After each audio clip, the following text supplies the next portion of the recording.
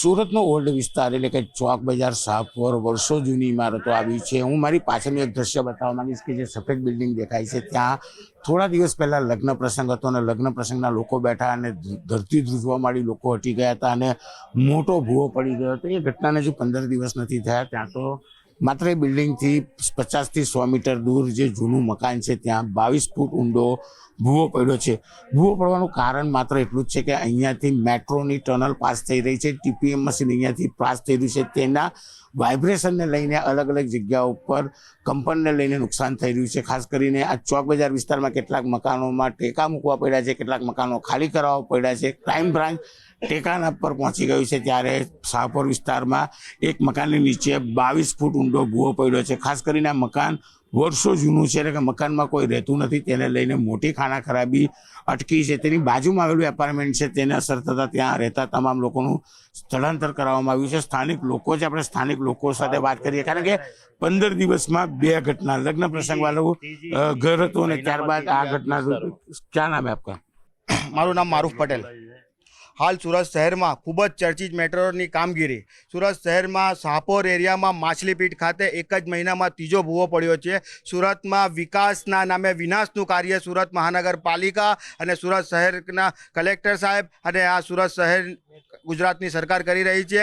સુરત શહેરમાં આવી રીતે ભૂવા પડતા રહેશે તો સુરત શહેરમાં મોટી જાનહાનિ થવાની શક્યતા છે। સમગ્ર વિસ્તારમાં હાલ ભયનો માહોલ છે। 15 થી 20 ફૂટ ઊંડો ખાડો એક બંધ મકાનમાં પડ્યો છે। થોડા દિવસ પહેલાં 100 મીટરના અંતરમાં 3 ખાડા પડ્યા હતા અને આગામી દિવસોમાં મસ્ત મોટા ભૂવા થાય અને મિલકતો જર્જરિત થાય તેનો સંપૂર્ણ જવાબદારી સુરત મહાનગરપાલિકા અને કલેક્ટરની અને મેટ્રોની કામગીરીની રહેશે।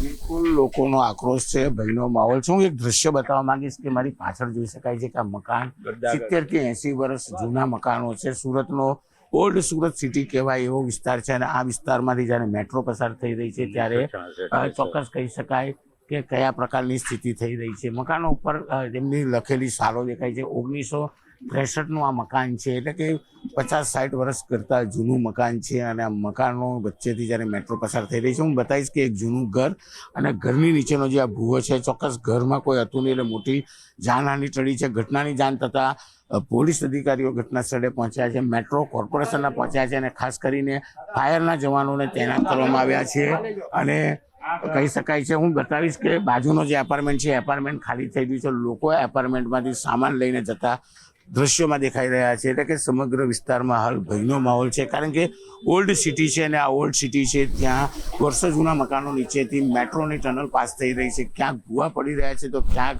મકાનોની હાલત એવી થઈ છે કે ત્યાં ટેકા મૂકવા પડ્યા છે એટલે કે સુરતનો ઓલ્ડ વિસ્તાર અત્યારે ચોક્કસપણે મેટ્રો અને મેટ્રોના ટીપીએમ મશીનને લઈને ભયના માહોલ હેઠળ જીવી રહી છે। કેમેરામેન જીગર ગોલ સાથે કીર્તેશ પટેલ, ન્યૂઝ 18 ગુજરાતી, સુરત।